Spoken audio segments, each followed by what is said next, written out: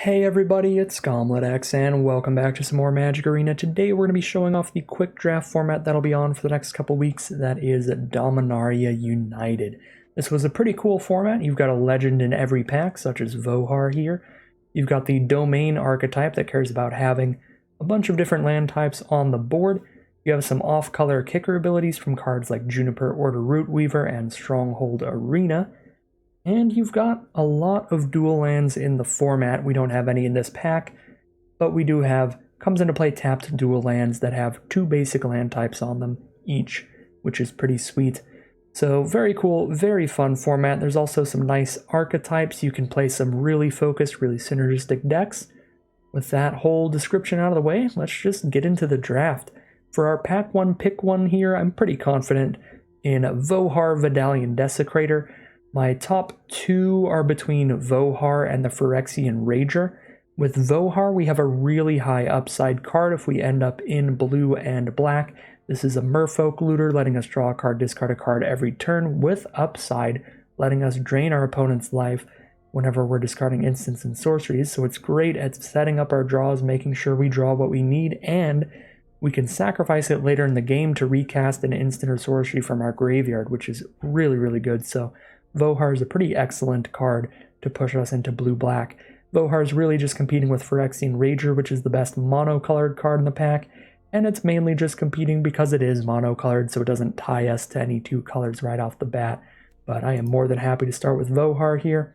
Not too much else going on in this pack. Our rare is pretty bad. We've got to kick this a bunch to gain some life, and then it's only good when you're on the aggressive, when you're already kind of dealing damage to your opponent multiple turns in a row, which means you're probably already winning the game, making it a bit of a win more card. So pretty happy to take Vohar to start the draft off. Moving into pick 2. This is another pack with 2 major options to choose from. We have Shadow Prophecy as a pretty great draw spell for any black deck. Ideally, we have a relatively high domain, letting us dig pretty far. If we're in a full 5-color domain deck, this card's ridiculous. And then we have just an excellent removal spell, Prayer of Binding. The only thing working against it is that it is in white, so we would have to be splashing it in or not playing it in the same deck as Vohar. That being said, Prayer of Binding is ridiculously good removal. It's instant speed, it exiles, and it gains us life. So I'm probably going to go with the Prayer of Binding over the Shadow Prophecy here. Again, not too much else in the pack, bunch of decent cards, but I'm happy to take Prayer of Binding pick 2. For pick 3, we have a bunch of cards that are good in their own narrow archetypes, like Queen All for green-white tokens, Magnagoth for domainy kind of green decks. It's a decent way to clutter up the board, get blocking early, Timely Interference for blue-red spells. Battlewing Mystic is honestly good in any blue deck. It's a 2-mana 2/1 flyer, and we might just roll with that here alongside our Vohar. There's really not much of anything that's good for our potential like blue, black, white controlling sort of deck. There is a Blight pile, and blue, black, and white are the best defender colors, but I despise the defender archetype with a passion. I don't enjoy playing with or against it, and I think it's the worst part of this format in terms of enjoyment. So I pretty much just don't acknowledge most of the defenders as far as the defender synergy-driven cards are. So I'm going to take Battling Mystic there. This is probably a draft pod where we're supposed to be the defenders of the deck, but I refuse. I am not going to be that player today. And we've got some other great cards in the pack. We have Shadow Prophecy competing with Phyrexian Espionage mainly, but we also have Urg Spawn of Turg if we end up heavy into black, flashing in a bit of blue and green. Blue, black, green can be a pretty powerful domain archetype, and Urg is a nice big blocker that eventually becomes a huge attacker for that deck. So really, really close between my top 3 here. Urg if I want to start moving towards domain. Shadow Prophecy and Espionage as great draw spells for what we're already doing. I think I'm just going to take the great draw spell. Take the Phyrexian Espionage here for blue-black. Pick 5 now is about as clear of a signal as you can get that you're supposed to be the monster. We are now getting past Walking Bulwark, so we had Blight Pile, Core Colony, and Walking Bulwark. Again, I'm not going to play that deck. We have Choking Miasma if we want to get really controlling here, which seems pretty solid for us. We also have Haunted Mire and Wooded Ridgeline towards domain nonsense. Haunted Mire would be the pickup here if we want to take one of those. Outside of that, a great white card, Take Up the Shield, huge white combat trick. I think I'm going to go Choking Miasma here, try to be some kind of blue-black control deck. That could be pretty sweet in. Pick 6 shows us tons of great dual lands.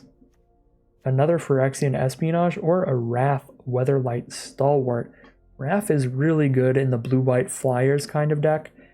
The blue-white archetype, blue is all about playing a lot of instants and sorceries, white is about making a bunch of tokens. So in blue-white, Wrath uses those tokens as you're casting instants and sorceries to draw you additional cards. So we could take Wrath here. We are 2 cards deep into blue, 1 card deep into white. So even if we cut black out of here, we're still using most of the cards we've drafted so far. And it's a relatively late Wrath, pick 6 here. Very, very good for the blue-white archetype. So I'm going to roll with Wrath here. Again, we could be rolling with dual lands if I wanted to move towards Domain. We would have been in a pretty good position. Had we taken Urg, we could have went green-black duel into blue-black duel here. Really been headed in the Sultai Domain archetype, but we're open to maybe pushing to like blue-white flyers, blue-white spells here, which could be quite good. We did see a really late Take Up the Shield earlier for that sort of archetype, and now we'll take a Soaring Drake here, because it'll be great in the flyers deck, and fine in the more controlling deck if we do that. We've got an excellent counterspell for the blue-white deck here. This is Protect the Negotiators. Basically, for 1 a blue and a white, we get a 1/1, and then counterspell unless the controller pays 1 for each creature we control. Super, super good blue-white. Very happy to take it, even over a Take Up the Shield here. Just very good in the archetype. I think I know where we're trying to head. Juniper Order Root Weaver would be tremendously filler in the blue-white deck, whereas Vanguard's still filler, but at least it's got an activated ability. The Root Weaver's just a 2-mana 2/2. I already have 2 great 2-mana creatures between Wrath and Battlewing Mystic. So we can go for a Vanguard over the 2-mana 2/2 there. Counter spells are decent in the format, and decent in the blue-white archetype, so Urtai's Scorn will be the pickup here. Now a Timely Interference, even if you're not playing blue, it can be playable. Just 1 mana, draw a card real easily. Helps you cast Tolarian Terrors and stuff like that. And I Hate My Life and Magic Arena. That's a pick 12 Coral Colony. Oh boy. I will take the Take Up the Shield. Pick 13 Take Up the Shield is going to be really good for our deck. And Bone Splinters, if we are splashing the black, could be okay. Pack 2, pick 1. We've got a few great options. We have a Shore Up for protecting creatures, Essence Scatter to counter our opponent's creatures, and Stall for time to lock some stuff down and draw a card. These are all pretty great for the archetype, but I like Essence Scatter a ton in the format. It is super good against the green, grindy domain sort of archetypes, and there's lots of creatures with good enter the battlefield effects. Stopping those and permanently killing them is very good, so Essence Scatter just plays super well in the format, and I'm happy to take it here. Argivian Cavalier is generally white's like best common. However, I think Resolute Reinforcements is going to play really well in this deck. We have 3 different counterspells already, and being able to have some flash creatures so that if you don't end up countering something during that turn, you still have a good play is a really, really good way to up the power of your counterspells quite a bit. So I like Resolute Reinforcements a lot for this deck. Now we have Destroy Evil, which is a premium removal spell in the format. Every single color has access to big creatures with toughness 4 or greater, and this can also blow up most of white's removal spells if you're playing against a deck with Prayer of Bindings of their own or Citizen's Arrests. So Destroy Evil always plays exceptionally well. It's also instant speed removal, so we get to hold up our counterspell for a bigger threat, and then if we don't have to counter it, we can destroy it instead. Super great pickup. Pack 2, pick 4. One of the premium cards for this archetype and for blue-red spells is Tolarian Geyser. You get to slow down your opponent, toss their best card back into their hand, and then if you have the counterspell, you can just counter it when they try to recast it. So we've got 3 of those already. Geyser should be phenomenal for us. This pack is actually a pretty difficult pick between Urtai's Scorn and Love Song of Night and Day. I think both would be great for us. We could definitely be focused on like blue-white flyer stuff, where just getting a bird and putting a counter on 2 creatures is great. This does have the read ahead mechanic, so you don't have to allow your opponent to draw 2 cards. And then Urtai's Scorn. It is a counterspell, but it's also 3 mana. If this were an Essence Scatter, the pick would easily be Scatter, but because it's a 3 mana counterspell, it is actually hard competition between Love Song of Night and Day. They're both good here. I think I will in the end go for the Urtai's Scorn. We could also go for Captain's Call. Should be fine in the archetype. It helps trigger Wrath more easily. But I'm going to go for the Scorn. We see a Clockwork Dredge. We see a Clockwork Drawbridge here, which would be solid for the archetype. Captain's Call would be fine, and a Bulwark if I want to be annoying. I did take the Coral Colony because it was pick 12. I think it's really just Drawbridge versus Captain's Call here. Let's see how the curve looks. In terms of creatures, we're doing pretty well if we can splash in the Vohar. Currently we have no duels though, so I don't know if that's going to happen. We're definitely not going to play Choking Miasma at this point. Double black. That's too difficult. Curve is really a bunch of 2s and a few 3s. We could use a 4-drop like Captain's Call. I think I'm actually going to go for that here. Wow, some great options here. Destroy Evil versus Impulse. Impulse is so good, again, with all of our counter spells, where we get to hold up the mana to counter something, and if we don't need to, we get to Impulse and just set up a play for our next turn, set up a good card draw. But I am going to take Impulse over Destroy Evil. It is a little close because Destroy Evil is so good, but Impulse is exceptional for this deck. Speaking of cards that are exceptional for this deck, sorry Phalanx, sorry Griffin Protector, you do fit that category, but Protect the Negotiator's number 2, get into the deck. Now we can take a Shore Up. This is basically a cheaper negate, because the vast majority of the time, the only non-creatures really getting cast are removal spells and limited.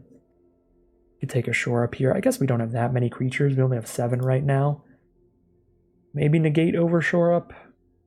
1 mana is just so much easier to hold up than 2 mana, but our deck is already a deck that's making it pretty easy to hold up mana. We might even go Herbalist over either of these, because when you think about it, we already have 2 counterspells that counter anything, 2 more that counter anything. So we have 4 counterspells that can counter any type of spell, and 1 Essence Scatter. I don't know if we're going to have room for negates or shore-ups. We might just take Herbalist. Get more 2-drop creatures into the deck here. I'm probably not playing any of these cards. The only options are negate or take up the shield. I could take a Blight Pile to be the annoying defenders deck, but I already pretty much spoke my piece on that. I'll just take up the shield again. Mana Worker can help the splash pretty easily. I'm not super into the other cards. We'll probably get cut, but maybe not. Mana Worker copy number 1's already probably getting cut, so I guess we can take an error, and if we do that black splash, that could happen. And let's move into pack 3, see what we can pick up here. There it is. The Mythic Uncommon, the bane of the format, the Zenith Flare of Dominaria United, Wing Mantle Chaplain. 4 mana for a 0/3 defender, creates a 1/1 flyer for each defender you have on board, and you get another 1/1 flyer every time you play another defender, and this format is full of ways to bring it back from your graveyard to your hand or the board, and this format is full of commons that search it out of your library. Super frustrating, super irritating card that is probably supposed to be the pick here. Even though I don't have a ton of ways to abuse it, I don't actually have any way to bring it back from my grave to my hand, I don't have any way to tutor it out for my deck, but it is still good enough that it would probably still be solid in here. That being said, I kind of want to just take another Destroy Evil. Alright, pack 3, pick 2, there's another Coral Colony. We absolutely could have been the monsters today, but instead we shall take a Prayer of Binding, excellent instant speed removal. Tellurian Terror would have been a great pickup as well, but hopefully, if we're really lucky, we can wheel that. Got a Micromancer here, but I don't have anything that I can use with it. I do have a Bone Splinters in the sideboard, but I don't know if the Black Splash is going to happen. So Micromancering for a timely interference isn't that good. It is okay. You make this a 5 mana 3/3 to draw a card. That's not excellent. Probably would just rather have a Beachfront here. Okay, we've got Essence Scatter, we have a Tribute to Urborg to splash in, or we have a Talus Lookout. I would be pretty happy to play another Essence Scatter, but our creature count is still pretty low at 9 right now, and Talus Lookout's a premium one for a Flyers deck like this. There's also a blue-black dual land for helping get the Vohar in here if we want it. But again, deck's looking pretty good without the black at this point, so we can cut that in Mana Worker. So Scatter versus Lookout. Difficult pick. I'm just going to get really annoying, just dedicated control here and take Scatter. Just to have like no creatures. Got a Beachfront versus a Cavalier. Already got one Beachfront, and now that I'm just blue-white, our mana should be easy enough. I don't super need a second one, so I'm going to get that creature count up a little bit again. Take the Cavalier. Another Resolute Reinforcements is beautiful for the archetype. Tura's okay, but even when I'm the dedicated blue-white kind of spells deck here, I've always found this card to be too slow. It's just so often that you spend 5 mana at sorcery speed, put this thing on the board, and then your opponent just untaps and spends 2 mana to lightning strike it. Such a slow body there. I have the same problem with Djinn of the Fountain. Ton of mana there. But both can really pop off and take control of a game. So if we were the kind of deck that was running like 3 copies of Shore Up or something, then waiting to play Tura till turn 6 can win a game. Because then you put it on the board and hold up your Shore Up to counter their removal spell. But I'm just going to take Reinforcements. Definitely looking for more cheap instant speed plays with all of our cheap counter spells at instant speed. And we did wheel a Tolarian Terror. That is a finisher. That is a finisher for this deck. I'll happily take it, even though Espionage would be good in the deck too. Terror is phenomenal. Pick 8 Tachiova. I never understand how bots draft. That is a huge finisher for domain archetype screen heavy decks. Not good for our deck. We'll just take a drawbridge here to be annoying and controlling. And now we can take an Espionage. Could take a Tributary to splash in the red kicker on timely interferences, but I don't think that kicker is actually that good in our deck. Wildly late Coral Colony it is. Take my 3rd copy of Take Up the Shield, but I don't think I'll be running 3 copies. Don't think that I'll be running Negate. Although, I'm pretty much definitely not going to play the Coral Colonies because I don't like Defenders. I'll take the Negate there. Another Drawbridge. Tide Turner. Furious Bellow, and the last pick, another Tide Turner. So we have a 33 card deck here, but one of those cards is a land. So a 32 card deck, meaning we get to cut about 9 cards. Deck is looking super sweet. This is going to be a fun one. We're going to be real annoying with it. Real annoying. Tons of interaction, all kinds of counter spells and removal spells, all kinds of instants in general. I cut pretty much all instants and sorceries here. Cutting 9 cards, so I'm going to cut the Coral Colony, drop these 4. I don't think I'll be playing Negate. Again, I've got 2 Protect the Negotiators, 2 Urtai's Scorn that can do that as well. I need to cut 3 more cards. Actually, Drawbridge seems not the greatest in here because we want all our mana untapped for our instants. So we're never going to want to use this during our turn. And during our opponent's turn, we have to tap out for this during their first main phase. So if they just move to combat, we have to tap something.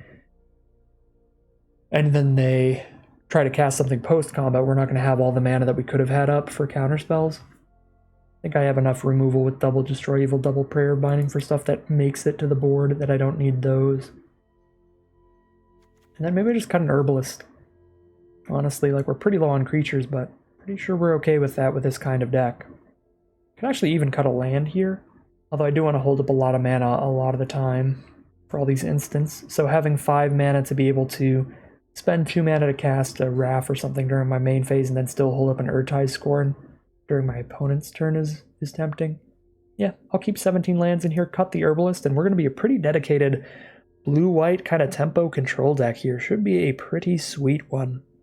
Alright, here is a look at the deck that we're going to be playing today. It is a blue-white tempo sort of control deck where we're going to be slamming down some flyers, holding up some instant speed creatures to play, and then trying to just stop our opponent from doing absolutely everything. We have tons of counterspells with 2 Urtai's Scorn, 2 Essence Scatter, and 2 Protect the Negotiators to hold up during our opponent's turn.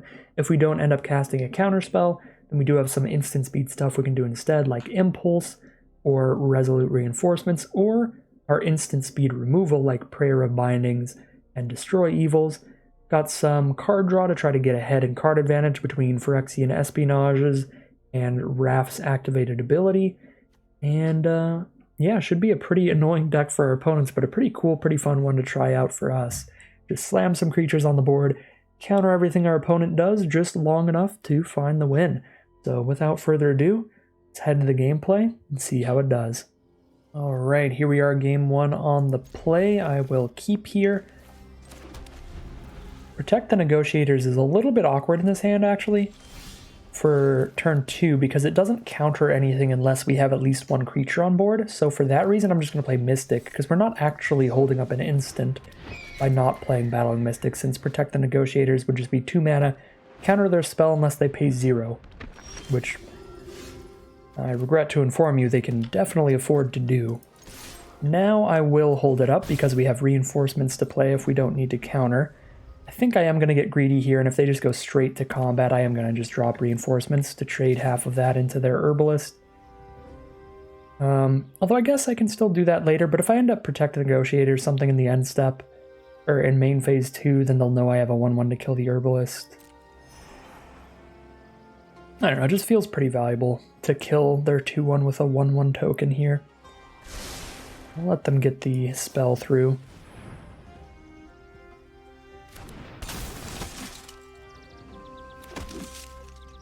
Always a pretty great deal to trade off half of your reinforcements into one of their creatures. Alright, so they do get to resolve their Mesa Cavalier. That's fine by me. Now, I actually need another blue source for this Urtai's Scorn. That could be awkward. Definitely not going to cast anything during our turn now that we've got Protect the Negotiators. I don't think I actually want to trade Mystic into their Cavalier. If they attack me with it, I'll attack them back. And eventually we'll have a 2/3 flyer out that can block the Cavalier without dying. Faithbonder's fine by me, that's just a 1/3. Now if they cast another spell, I can Scorn it. Alright, and they resolve their 1/3. We're just going to sit here and stare at each other for a while. They can attack with the Faithbonder, enlisting the Cavalier to hit me for 3, but then again they won't have the Cavalier as a blocker, which means that we'll just attack them back for 2. They'll hit me a little bit harder, but I think I can afford to take that kind of damage for a little bit.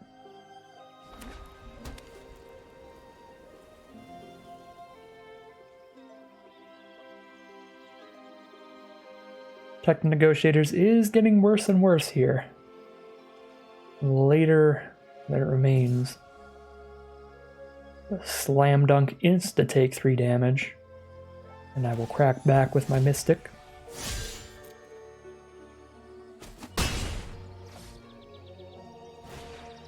Another Faithbonder. It's just Faithbonders for days. You got him. Alright, now we've got the mana to drop a Soaring Drake here. And we have the ability to counter something unless they pay 3 or counter any creature they try to cast. So I believe that's the play here. I could alternatively play the Vanguard because that threatens to kill a Faithbonder. Yeah, the Faithbonders are pretty annoying. We'll drop a Vanguard. Trade into a Faithbonder on attacks, whichever one they enlist. Again, holding up Scatter or holding up Protect as a counter unless they pay 3. Although if they go for the spell main phase 2, then it's only going to be a counter unless they pay 2. No enlist. Well, this is a weird trick. Let's see what it is. Trade Vanguard into a trick here. Leyline Binding the Vanguard? Sure. I mean, I guess I could Protect the Negotiators that. But if they want to just 1-for-1 trade a Leyline Binding into my Vanguard. That's just resolves, right?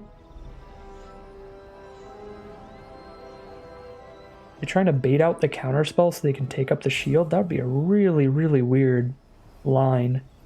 Because they're using their most valuable spell to try to bait my counterspell, if that's the line. I guess I counterspell. Because it wouldn't make any sense if this is just trying to bait a take up the shield. Yeah, alright. I was going to say, Leyline Binding is definitely more valuable than whatever they're trying to bait. Now I can Urtai Scorn anything, so I can Soaring Drake real easily. Send in Vanguard Mystic here.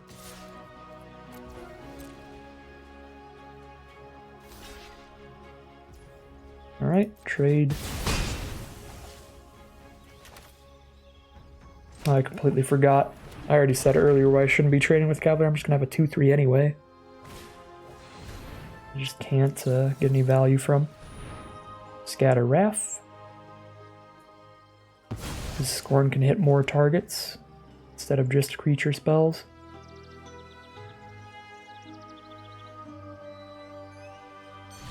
And they're going to scoop them up. We've got the better board state here. We're going to keep hitting in for like 6 a turn.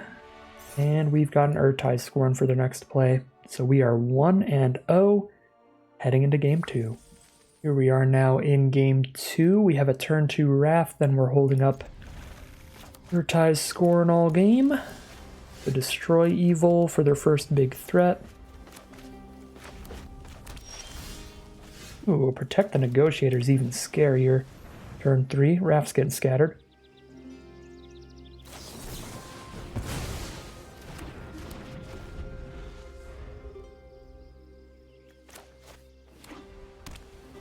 Three mana up. Electrostatic Infantry is the play. We can destroy evil that later. I can't do it yet. But once that gets a couple +1/+1 counters on it, we can destroy it. Pass turn, sure. I'll just keep passing turn until I have 5 mana. Only taking 1 damage a turn. We are not under much life total pressure. Impulse, sure. Buff the infantry. Take 2 damage this turn. If they buff it one more time, we'll just go ahead and destroy evil here. Because we've got 2 copies now, so we even have a backup.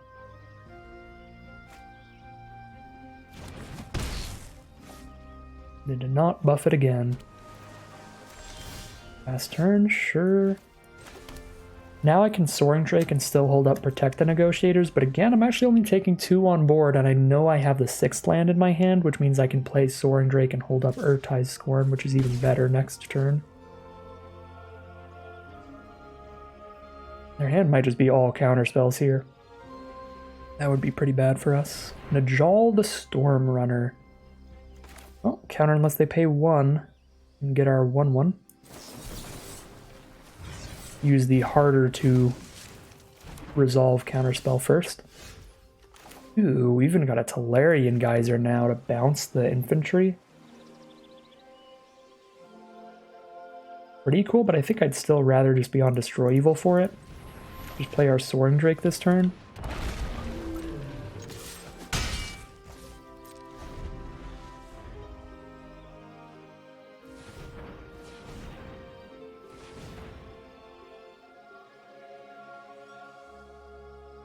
Three mana, bounce our Drake, you got it.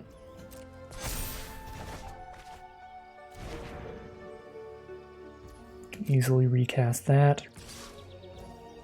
They only have the mana up for 1 shore up, so if they do get to shore up the infantry, then I could just destroy evil next turn as well. I guess we see if we can stop the damage. We do get to stop the damage, alright. Cannot counter their 2 mana play now, so they get a Wrath on the board. Actually, pretty scary. I'm not a big fan of that, but if we can keep their other creatures off board, we can keep them from drawing cards. I'm not enough of a hater of that to try to geyser it and then scorn it yet.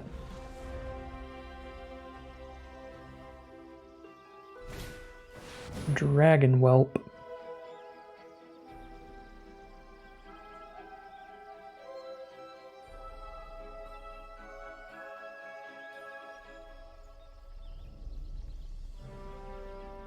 Or just Geyser Wrath. I don't know. I'm gonna scorn that here. Keeps the skies clear.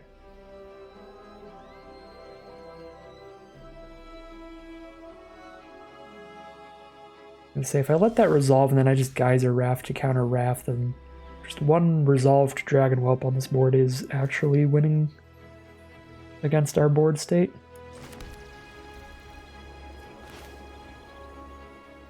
Do I hold off on the Geyser for until I know I have a counterspell in hand? I might. It's probably pretty greedy.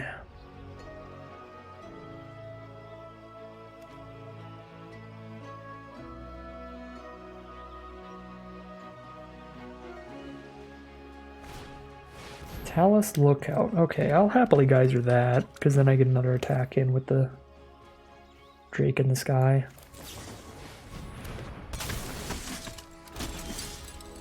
There's a Prayer of Binding. Okay, that's beautiful.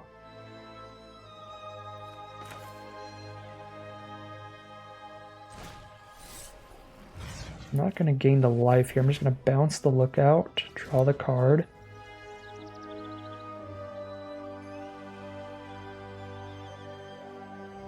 Am I just going to Prayer of Binding the Lookout here? So tempted to Prayer of Binding Ref.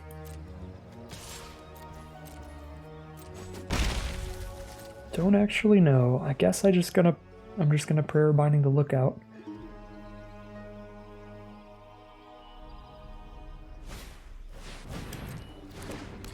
I could have gone Battling Mystic and then waited for the Prayer of Binding till my next turn and still gotten the attack in, hit them harder. That probably would have been better. That should have been the line. Just have the Battling Mystic on board so that I hit for 4 on this attack now. Yeah, just keep them off their flyers and hit them with our own. Yeah, that was not a great line. It could have been down to 11 right now. The plan is to just keep shooting all the flyers.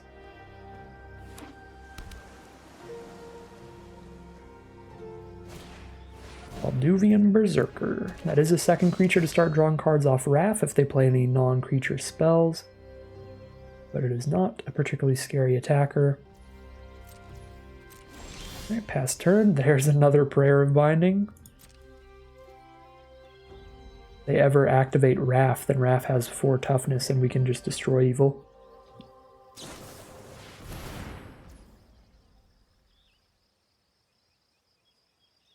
Okay, now if I let this ability resolve, they'll have 2 creatures untapped and they can draw a card. If I Prayer of Binding in response, they won't have 2 creatures to tap. So I guess I will kill Wrath now. Now they don't have 2 creatures to tap.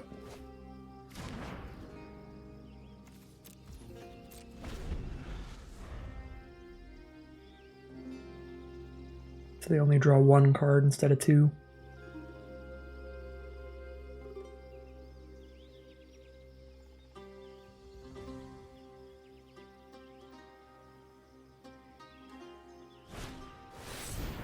Geyser, our Soaring Drake, draw a card, gain 3 life.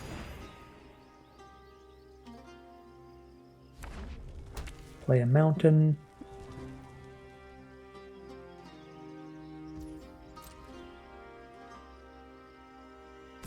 Poke us for 1. I'm pretty happy with that, because I get to poke them for 3 if they poke us for 1. Unless they play a great creature here.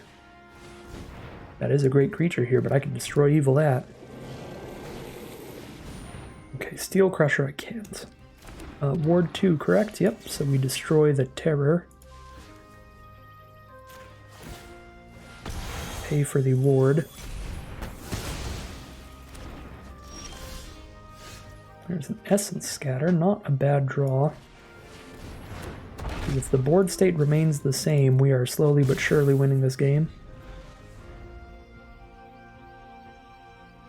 And Scatter can help make sure it does. Okay, well, cannot counter this removal spell they're about to use on Soaring Drake. I think we still, just barely, but we do still have the lead here on board.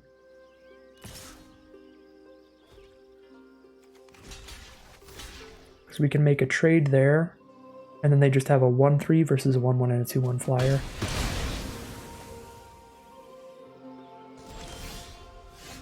Vanguard gives us a very large lead on the board.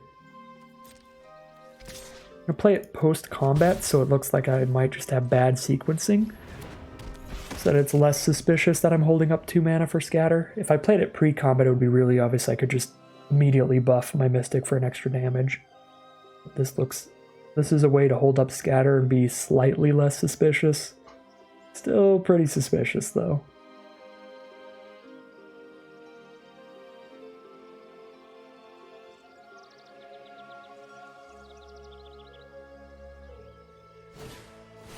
Flaring Geyser again.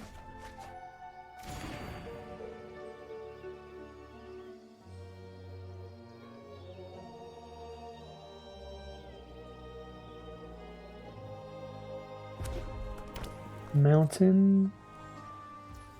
Pass the turn. 9 mana, 2+5, that's 7 to play and pump. I can play this and pump my board and still hold up scatter, so that's pretty good. We get a Vanguard attack in then. Get our pump. Unless Auto Tapper's stupid. Okay, Auto Tapper's not that stupid. We get to hold up scatter.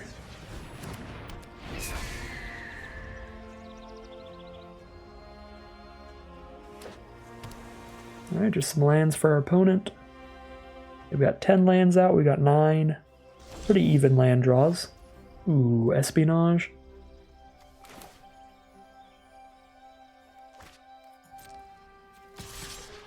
I go to combat first because I would rather buff Vanguard if they block it with Berserker.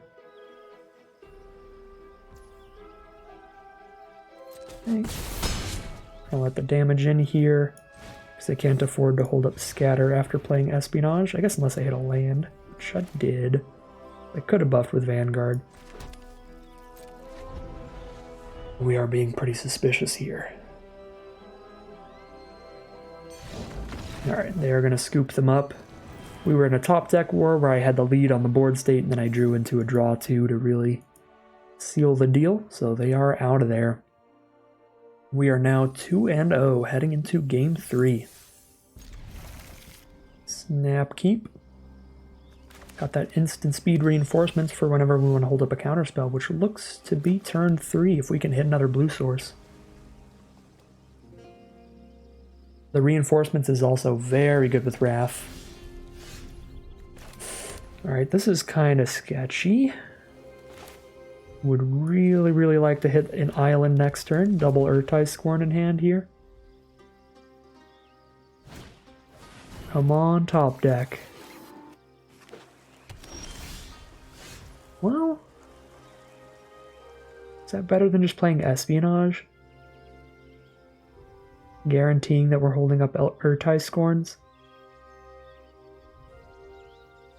I think so, because then we're holding up Urtai Scorns with the reinforcements on board. If they don't blow up Wrath here. I think if they have any removal, they are just going to shoot Wrath. Wow, I'll go for the turn 3 Tachiova here. Brutal, that means I don't get to counter it. Well played by opponent. I usually hold the Tachiova until right before I'm going to play the land for it to play around removal. But playing around counterspells is actually the better play here because we have a lot of counterspells in hand but no removal. That being said, our deck has a lot of removal. We have an Espionage, we have an Impulse. We can probably hit the removal for Tachiova before they hit 7 lands anyway. So we're probably going to be fine. That is the 4th land.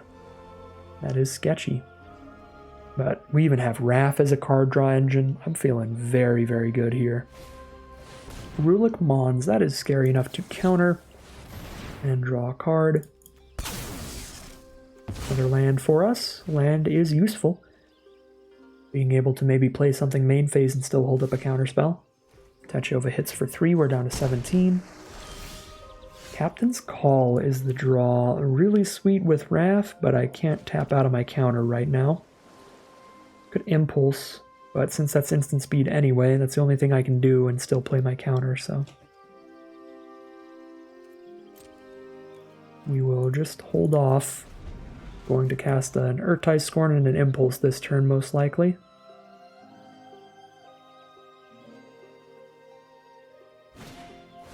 Rada. That's also real scary with Domain 4. That's going to have to get countered here.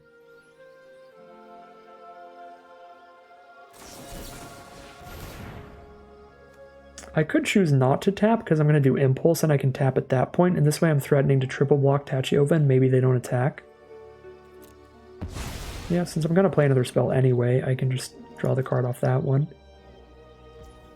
Alright, and we got them to not attack with Tachiova that way, so that was a pretty valuable choice for us. And we drew into Prayer of Binding, we can get a second one here. I like Destroy Evil as well, but Prayer of Binding is even more flexible. Okay, this only triggers on instants and sorceries, unfortunately. So we don't get to draw anything when we do Prayer of Binding. I don't need to Prayer Tachiova immediately, and I'm not holding up a counter spell anymore, so I'm going to Espionage, draw a card.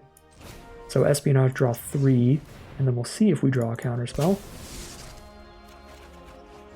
Did draw Protect the Negotiators, so I can hold up Protect or cast Cavalier. Probably better to hold up Protect against the Domain deck. They have played several big scary creatures in a row. I don't know why they would stop now. I guess we have the Prayer of Bindings for other creatures they want to play.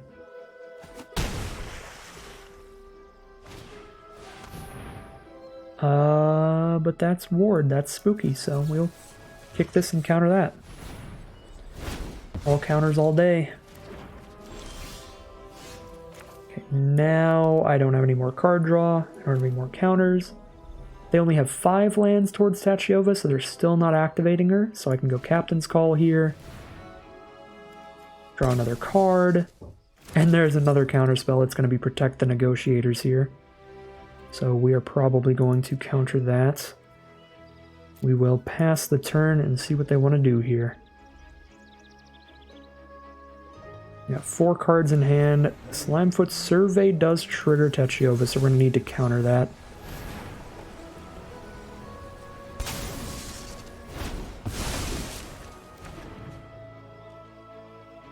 Let's see.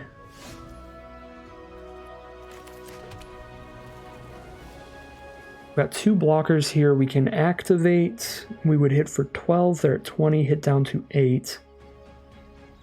Got Prayer of Binding. I can't Prayer and activate Wrath here, so that's not going to work out for us.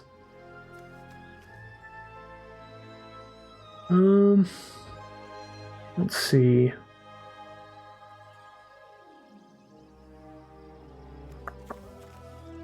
I mean, we're pretty good no matter what we do here. I think I'm just going to set up some flyers. Shields down for Prayer Binding for a turn if I do that. You know, let's set up 1 flyer past turn. And then I can still hold up Prayer Binding if they're going to get Tachiova lands. Apologies, that last turn I was a little distracted. We had, okay, they are going to trigger Tachiova. Let's get rid of her then.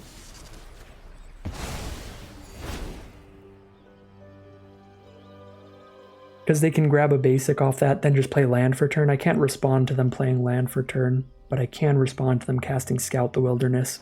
So just in case they have land for turn in their hand, I'm going to exile Tachiova right when they cast that.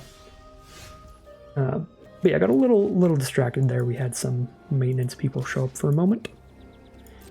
So attack for 2, drop Mystic and still hold up Prayer. And then we just activate Wrath a couple times and we get there.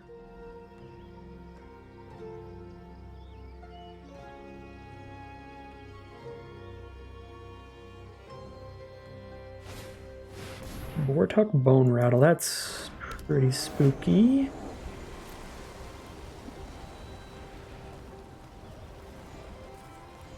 So a very, very good card. This is a really nice domain deck from our opponent. Hopefully just Raph having triggered as long as he has can get us there. Whenever another legendary dies, they get a 2/2 copy of it, so... If Ratadrabak is the only legendary they have, it's not that bad. It's a 3/3 Vigilance Ward 2, so we could just exile Bone Rattle instead. I feel like I'd rather exile Ratadrabak, though, because it's really possible that they top deck into another legend, or just play another legend, period. And that would be super bad for us. So we will exile that.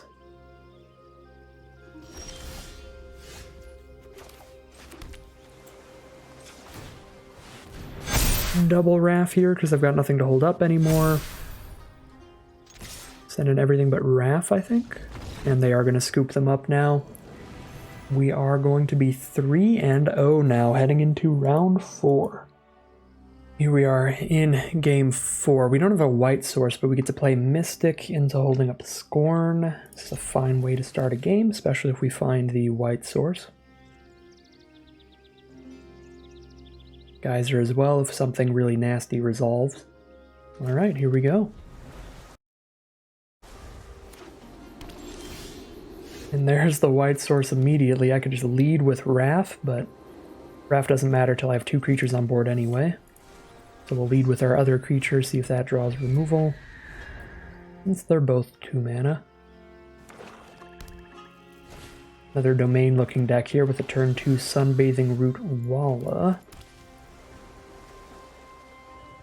Turn 3 off from countering a spell here. If I don't end up scorning during their turn, I'll end up doing nothing with my mana.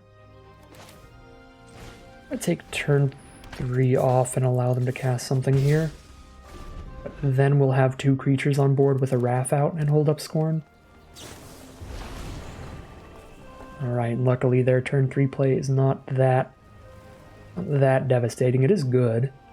They're going to draw the best 2 cards out of their top 3. They milled a Gaia's Might, so those must be some great cards.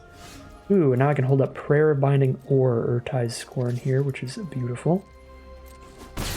2 options, so if they play something that's just a creature I want to let resolve, I can Prayer. I'm going to keep hitting them with Mystic for now.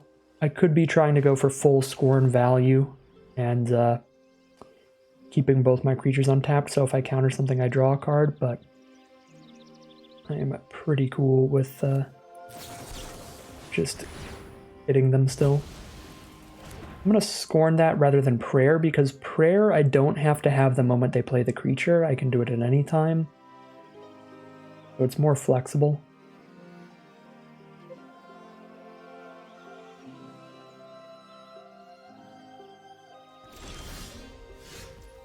That way if I draw any more creatures to play main phase 1, I can just do that. I did not, though. Worth geysering now and just hitting for 3. Or I could geyser and draw another card off Raph.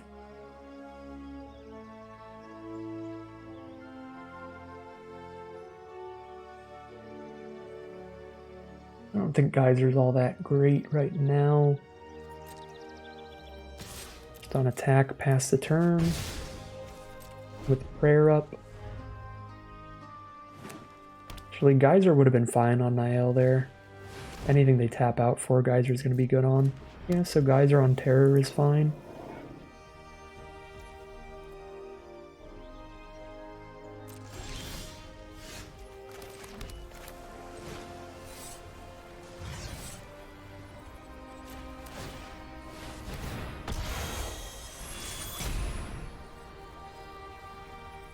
Try another card or hit for 2. I'll draw another card. Urtai's Scorn. I won't have that up for that, though. Nor will I have the Protect the Negotiators up. The Terror will resolve again, but I can Prayer of Binding it. And I'll have 7 mana up, so I can Prayer of Binding and pay the 2. Although they just extinguish the flyer here and play a Loam Speaker. Okay. Fair enough. Well, now I get to easily counter the Terror. Loam Speaker's a pretty big deal, though, so I'll probably have to Prayer of Binding it, but I'd rather hold all of my mana up for now and just take a hit for 3 damage from it. Root Walla also a big deal. at this point. Yeah, this is kind of bad. They have 2 resolved threats that can definitely get towards killing us. Okay, so first and foremost, let's get some creatures so that I can tap some creatures when I counter this.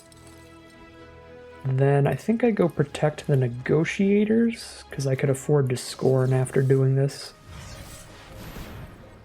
And the scorn can counter more stuff, because I don't need to tax them.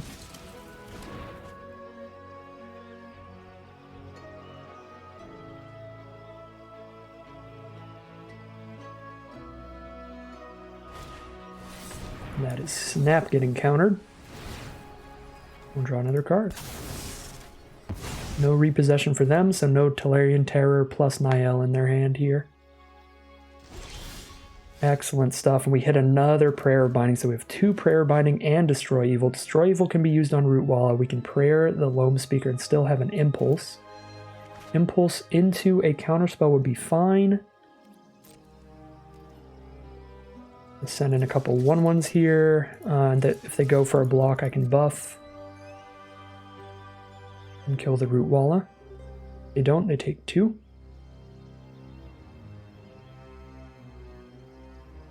And this way I'm still holding up 2 creatures to draw a card when I Impulse. Alright. We'll buff it up. Kill Rootwalla. Pass the turn. Now I killed Rootwalla without having to spend my Destroy Evil, so I've got it for something else like an Urg. 3 removal spells. They have 3 threats maximum. There's an Unkicked Bog Badger. And we've got the removal for everything they have on board, plus more card draw. Feels like we've got this one on lock here with Raph again, doing some nasty stuff. Been really lucky none of our opponents have been able to kill our Raph. This card just pops off. Destroy Evil's pretty good in the matchup. Espionage also good here, and Captain's Call. I'm just going to take Destroy Evil and feel like the safest blue-white control player in the galaxy. I am going to Destroy Evil the Urg before they get to Surveil, which they get to do during their upkeep.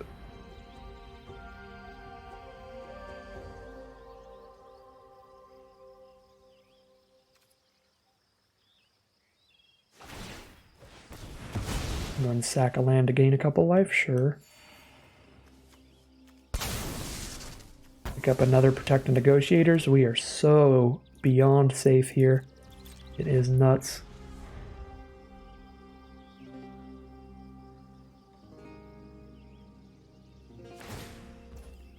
Alright, gonna go ahead and use the Loam Speaker to hit us for 3 this turn. Means they're probably not casting anything. We just take this all. Prayer the Loam Speaker in the end step.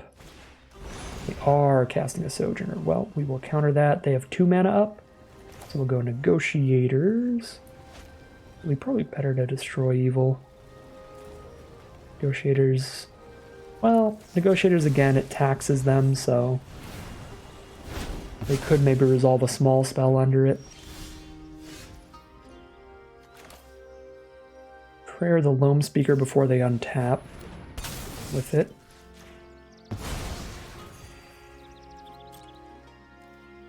They hit for 3 on the Crackback.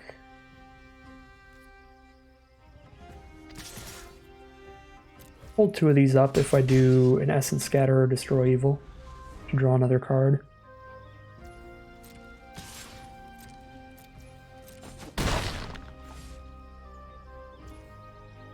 Alright, pass turn, Prayer Binding in the end step.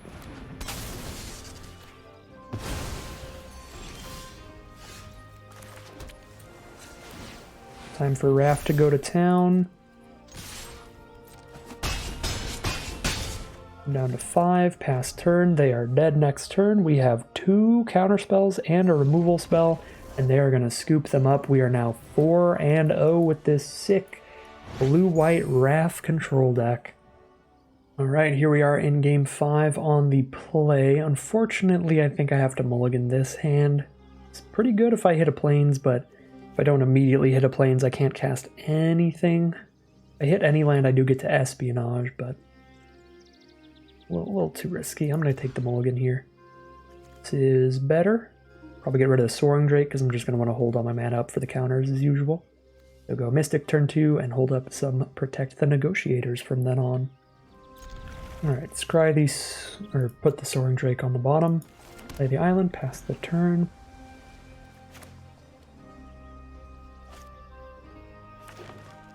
Forest from our opponent. Ooh, Tolarian Terror. This is going to be our first Tolarian Terror today. That is going to be a fun finisher. Probably just get killed, but we'll see. Ooh, Reinforcements is a wonderful draw. If I don't have to protect the Negotiators, I can still commit more creatures to the board. Really, really liking how this game is shaping up right now. Looks like another domain deck. Green, white, black minimum. Sometimes you run these just for off-color kickers, though. So they could just be green, black, or green, white, but Forest, Sunlit, Marsh, Mountain seems domain to me.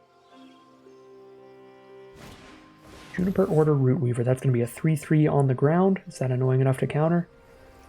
I think it is. It's the best thing we can do with our mana here.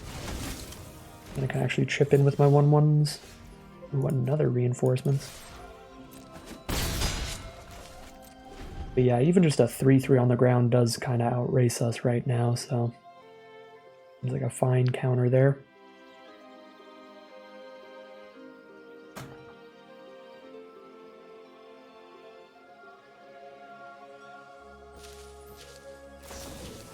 Thrill of Possibility, that definitely resolves. Discard a card, draw 2, go for it. I guess if I countered it, they would discard a card and get nothing, but that's fine. Mana Worker's also fine, they already have every color. Got the Reinforcements. Now we have a Prayer of Binding for a big threat later.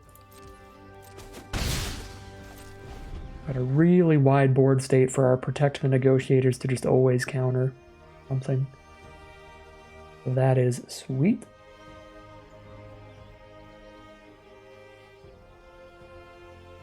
And a wide enough board state that just attacking with everybody through this Mana Worker a couple turns in a row can find lethal pretty quickly. We don't need to counter anything here. We're about to have 3, 4, 5, 6 creatures down. Still have 5 if I do, and I do think I want to counter that, even though I could prayer it later. Don't guaranteed have the 4th land next turn.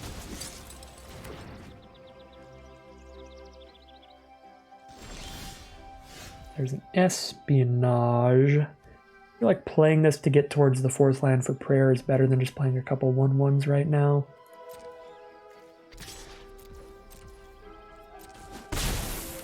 Also makes it so Tolarian Terror only costs 4. We'll be at the mana for that. Ooh, a Wrath. Wrath's a little late, but Wrath's second effect to give the board +1/+1 Vigilance can kill my opponent real quickly here. Phyrexian Missionary, that's very good here. That's unfortunate. Great lifelinker on the board that also picks up one of the cards I killed. That is unfortunate.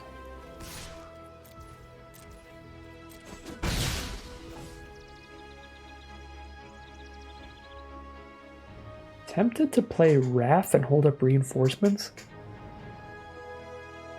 And try to just go wide for lethal pretty quickly.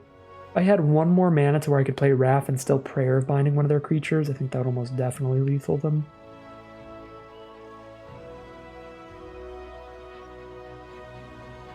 Also just Terror.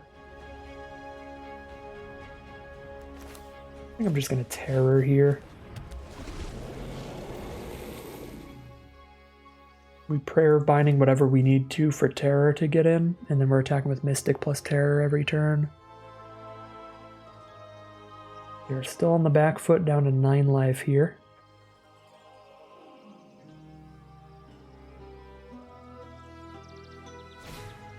There's Zaro Janin. And that is their one spell for the turn. We've got 2 Prayer of Bindings. They have to double block to try to kill Terror, which we can ruin with a Prayer of Binding. Right, chump block it is. Pretty okay with that.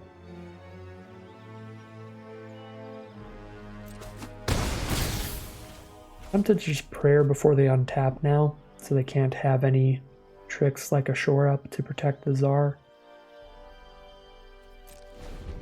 It would be that bad if they do that, and if I just hold up the prayers, I can use them on whatever I need to next turn.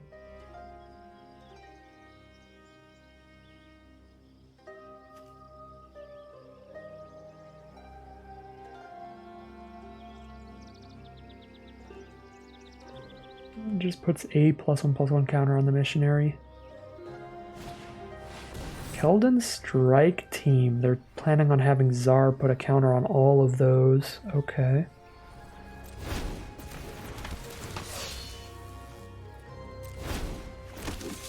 Go to combat. We prayer of binding Tsar. And they are going to scoop them up there. We are now 5-0. It's a very rude blue-white Raft deck. Heading into game 6. Here we are for game 6 on the play. Don't think I can keep the mono white hand with the double blue counter spell in it. Feels a little too rough on the mana, so we are going to take the mulligan down to 6. This hand is beautiful mana-wise. Probably get rid of the Captain's Call here. I guess that's our only way to really put threats on the board. Yeah, outside of the mana, this hand's actually not very good, but I don't think I could mulligan down to 5. Just really lacking an early game threat. Just a 2-drop creature would make the hand beautiful. Yeah, I think I'm getting rid of the Captain's Call here.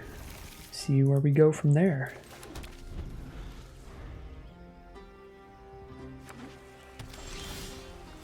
Got an Essence Scatter to hold up turn 2 at least.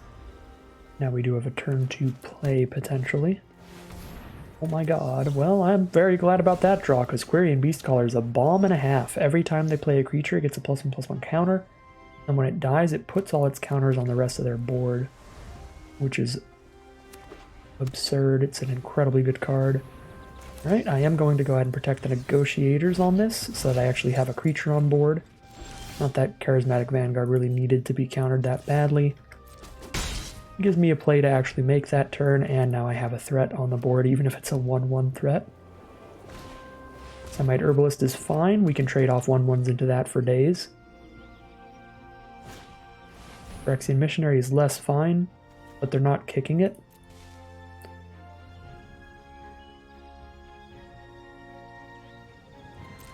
Be okay.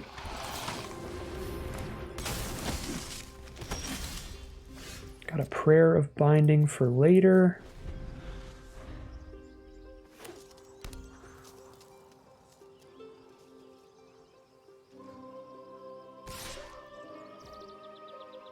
Show me the trick.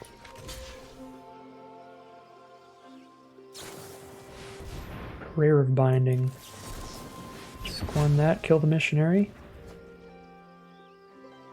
They have a 1-mana trick as well. Alright, missionary's dead. We have the 1/1 for their 2/1. They only have 2 cards in hand. We have 4. Seems like a decent position to be in here. Could be another trick. They could also just be setting up the Scry here. Scry to the top. Not a fan of that. That means it's probably a goodie. Alright, no trick. We trade our 1/1 up to the 2/1. And a Barkweave Crusher, a 2/5. That is not that bad. Got a Prayer of Binding for it as well. Prayer of Binding for the next threat as well. If I destroy evil, even if I don't hit a land, I get to play a Tolarian Terror next turn, so let's destroy evil here. I didn't hit a land, so we'll just play the Terror.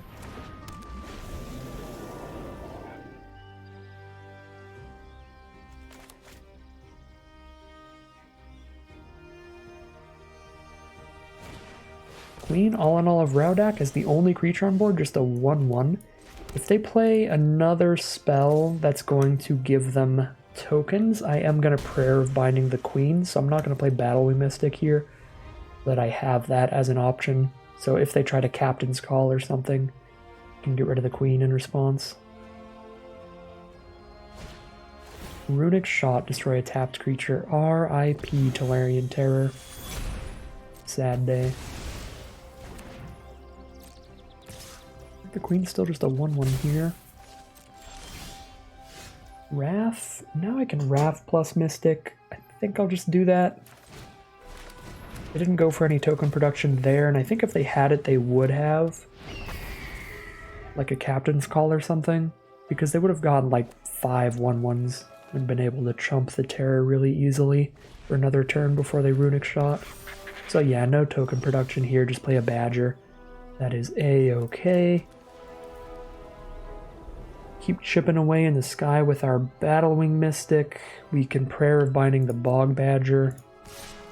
To maintain the lead on board, we just need our opponent to not draw significantly better than us, and we're good.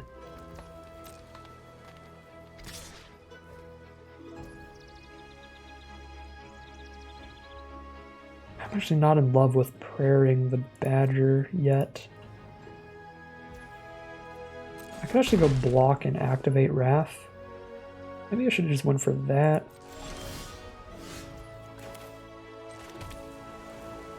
I think I'll do that next turn. They have a trick, they kill Wrath with it, but if they don't, we can block Bog Badger all game, which means that Battling Mystic gets the win in the sky. Knight of Dawn's Light. That is significantly worse for us than Bog Badger, so I'm pretty happy I did not Prayer of Binding yet. Let's see if this works before I declare a block. If I declare a block and this does not work, then it'd be a bad idea. They could have Destroy Evil. If they Destroy Evil our Prayer of Binding after Wrath blocks Queen, that'll be pretty devastating, so I'm actually just going to take 5. Play around Destroy Evil. I think we're in a comfortable enough position to make plays like that. 3, 4, I'm 1 mana off from giving Vigilance and Geysering here.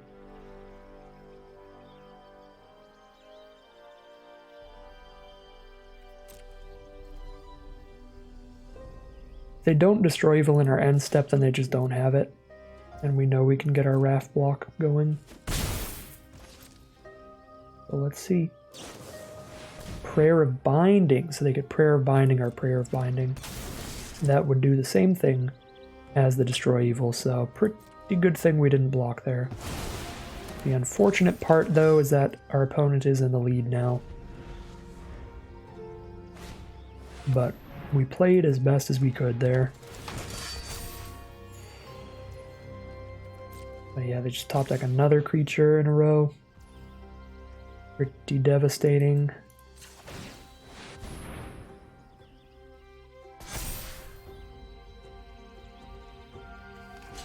They can double buff that knight.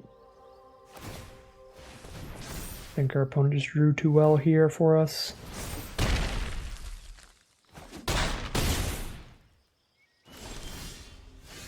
Do have an espionage to see what we get here.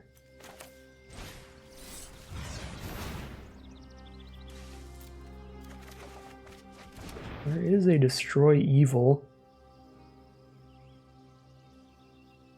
Destroy Evil their Prayer of Binding, get our Prayer of Binding back. Gain 2 life and exile something out of nowhere.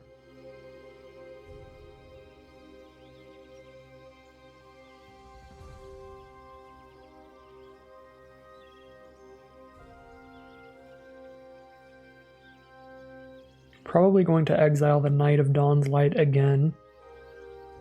Do I bounce the Badger here?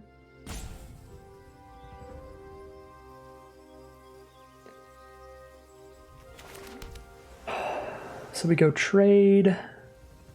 We have no good block for Wrath.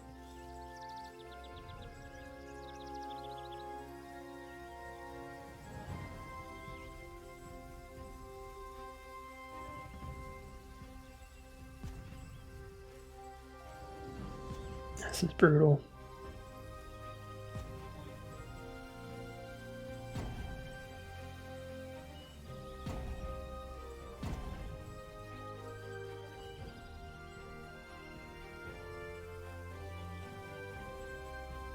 I think Geysering anything actually does anything for us. But we cycle it into a card draw here.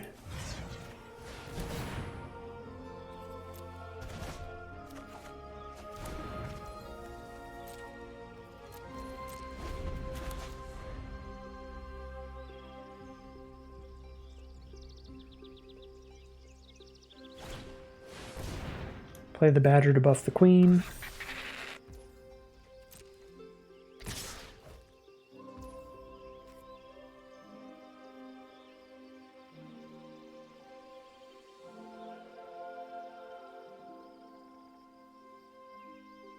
I could kill the Queen at the cost of one of my 2 creatures by Prayer of Binding the Knight. Queen is now to 3/3 status where a double block kills the Queen. But she can only kill one of our 2 creatures. But then if they kill the Flyer, we don't have anything for the Cavalier. Better to just block the Cavalier. And Raph is just either not blocking or chump blocking. It's probably better to kill the Queen.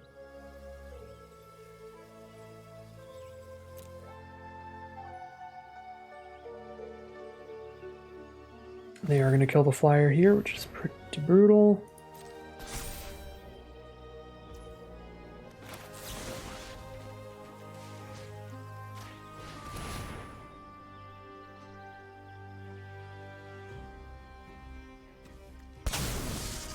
Another land for us off the top is really unfortunate.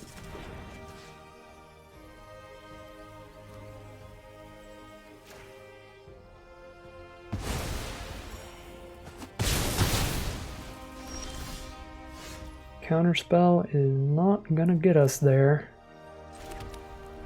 But I have 3 turns to survive the Cavalier. 1, 2, 3, 4, 5, 6, 7, 8, 9 mana. I can buff Raph to block Badger without losing a creature and still hold up Urtai's Scorn. So they don't get to change the board state at least.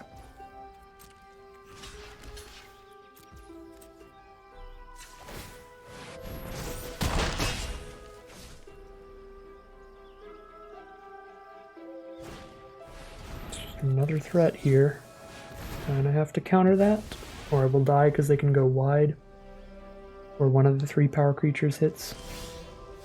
Charismatic Vanguard does not stop the Cavalier in the sky, but it is big enough to block Badger. I've got 1 final draw step to deal with Cavalier.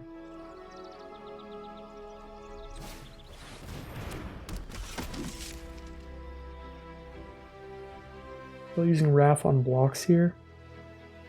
Probably should to play it safe.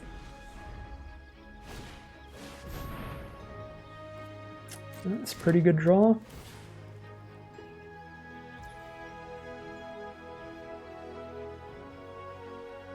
Yep, get rid of the Vanguard. Still got the blocks for Badger all day.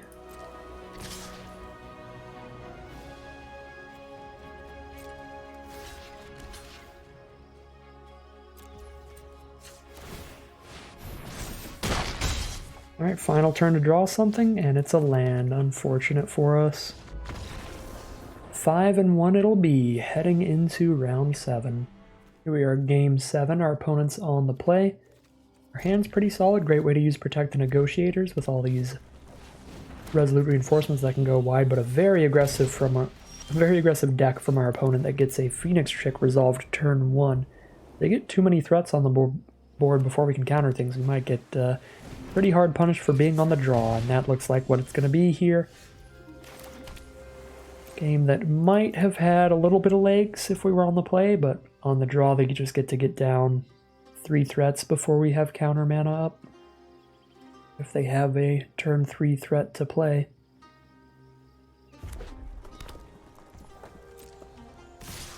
Take 2.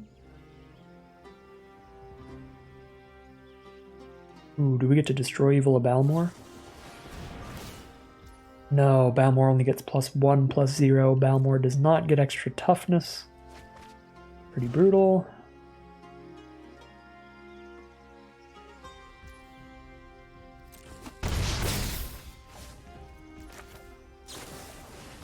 Alright, they have some really...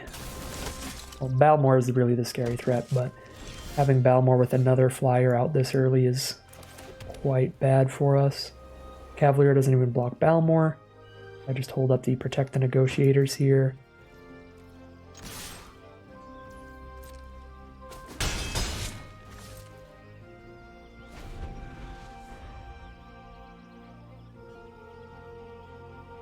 We're definitely in a pretty bad position since they resolved Balmor. We would need to draw into one of our exile removal spells.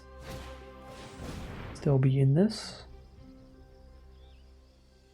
Countering an infantry is pretty good here, pretty important here. We'll do that instead of impulse.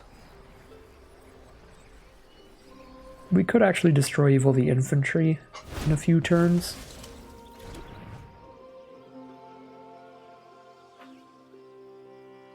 That's something that could happen, whereas we can pretty much never destroy evil the Balmor.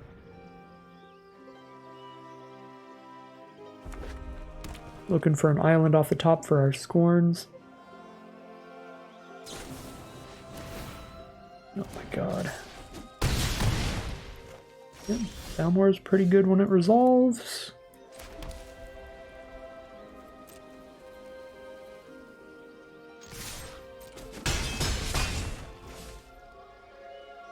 Holding up an Urtai's Scorn doesn't even counter anything. It counters the second spell they play, so we just Cavalier, gain a couple life to stay in this. They are down to 2 cards in hand.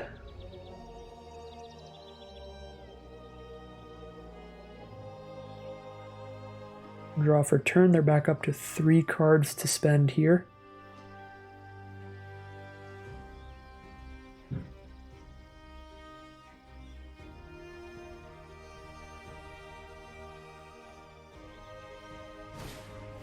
Phyrexian Espionage, draw 2, buff the board.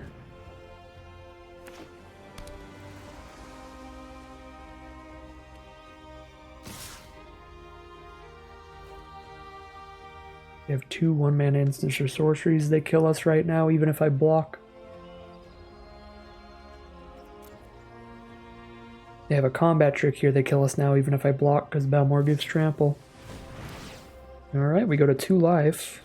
Not quite dead. But that is going to seal it. That is not anything that can kill Balmor. If I had another blue source, I could bounce Balmor, but I don't.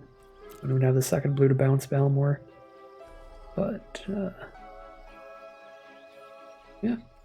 It is what it is. Resolved a turn 2 Balmor. We couldn't find removal to kill it, and Balmor will end games instantaneously, and Balmor certainly did there. 5 and 2, heading into round 8. Here we are in round 8, with a somewhat sketchy hand. We have both of our colors, and if I hit 1 land, I do get to draw 2 off Espionage, which hopefully solves any future mana issues. And we are on the draw this time, so we're drawing cards immediately. Already at a 45% chance to draw land every turn. So I'd have to fail 3 coin flips in a row, fail 3 45% chances in a row to not have land 3 on turn 3. I'm going to keep this here, see what our opponent is up to. Tangled Islet, turn 1. We have drawn into a turn 2 play of Battlewing Mystic. We can slam a creature on the board real quick. But that is not a land, so we do need to hit one of the next 2 draw steps now.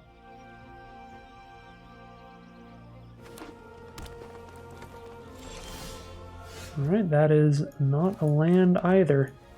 1 more draw step to hit our first land. 2 coin flips have been failed. Today is not a good day to play craps.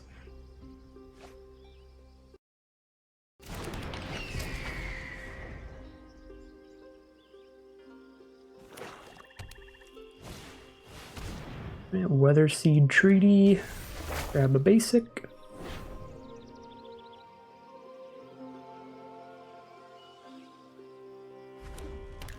Grab a mountain, so they've got full domain, and we got there just in time. Arena just wanted to make it as stressful as possible, wait till that last possible second there. We know we get to drop a Cavalier, and I have a Destroy Evil for wherever their first giant domain threat is. A Prayer of Binding for the next one. So let's just put some flyers on this board and keep some damage going in the sky here. Lost Fist Strider, a ward threat, so I need to hit another land to blow that up, and I did hit one luckily. That ward is pretty annoying. It's going to require all my mana to kill it, but I think it is worth it. They get to hit us for 6 damage with this Sapperling, but it is definitely infinitely more worth it to permanently kill their creature than stop them from getting 5 damage extra swing in. I guess 4 damage. Even, they didn't have full domain yet. Yeah, if you have the choice between gaining 4 life and destroying a 4 power creature, it is always infinitely better to destroy that 4 power creature. And that was essentially the decision we had there. Now I have multiple Prayer of Bindings at the ready, which is wonderful. They only have a 1/1 on the board right now, though, and I can kill it with a Tolarian Geyser easily, so I think I'm just going to draw some cards off Espionage here. Don't really need to Prayer of Binding at instant speed most of the time. And to negate an Espionage. Alright. Pretty fine with that. I'm pretty sure our hand beats theirs. Even if they have some very good threats here, if they die to removal, doesn't really matter how good they are. Right, Shadow Prophecy, well, maybe our hand does not beat theirs, because that is some card draw here. That puts them to 4 cards in hand, all of which are probably relevant, because they got to dig 4 cards deep there. Alright, Sojourner's the first play. They are at 10 life here, facing 4 damage in the sky each turn, which means that they die in 3 swings. They die in 1 more swing if I just play the Soaring Drake. So I'm going to play the Soaring Drake here, and if they don't have removal, if they just play some reach blockers, we can just kill those and win the game. Threatening lethal on board next turn. They have to play removal or bust. They can't even play reach blockers to live. And that's a reach blocker. It is not a removal spell. That is going to be game. Hit us for 4, and then we will hit them for 6. And we'll go for the Geyser for the maximum rudeness here. Hit them to 0, and we are now 6-1 heading into the final boss. But no matter what happens now, at 6 wins in a quick draft event, we're in the money. We're going to be getting 850 gems out of the event. Oh, we're 6-2. I immediately forgot that I lost 2 games in a row. All right. Well, whatever happens now, we're very happy. 6-2, 850 gems in 1 pack are the prizes. It does cost 750 gems to play, so we're in the money already, but see if we can have a really sweet run. Get that final win heading into the final boss. Oh, I know what happened. I forgot about the Balmor loss because it happened in like 2 milliseconds. Balmor showed up and we died instantaneously. Here we are on the play for the final game with a hand that I love. The only thing I don't like is that it's double plains, 1 island instead of double island, 1 plains, but it is certainly keepable regardless. We'll see how it goes for us.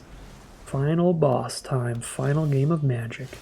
Another plains is the draw. That is far from ideal. Just digging for the next island here. They have no plays. We get to drop reinforcements. And we hit the island. Absolutely beautiful. Now I can hold up either counterspell. Keep our opponent under control as long as possible. I'm going to protect the Negotiators first because the Scorn will counter more things, and the Negotiators gives me a 1/1.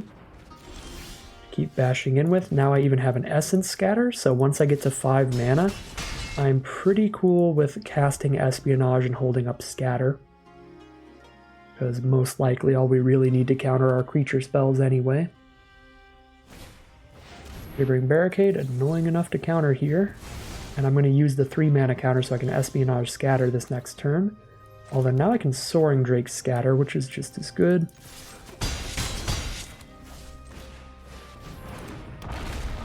Puts a higher pressure on their life total as well. Easily counter the Knight of Dusk Shadow. That is a very scary creature. That's even scarier than the Barricade, and they're going to scoop them up. Our deck is very annoying, and they're not into it, and that is going to be the 7th win a full 7-win run today. We also got to play all 9 games of Magic, the maximum amount of gameplay you can get in a draft. So sweet run. We even get a chaotic transformation, a really goofy kind of historic brawl style, commander style rare as a random reward there.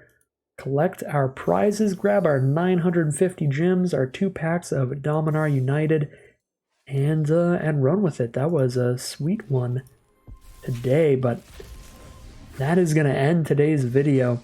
If you enjoyed this video and you'd like to see more, make sure to like, comment, and subscribe to tell the YouTube algorithm to send you some more videos in your recommended feed. If you'd like to hang out in real time, you can check out the Twitch channel where I'm live multiple times a week.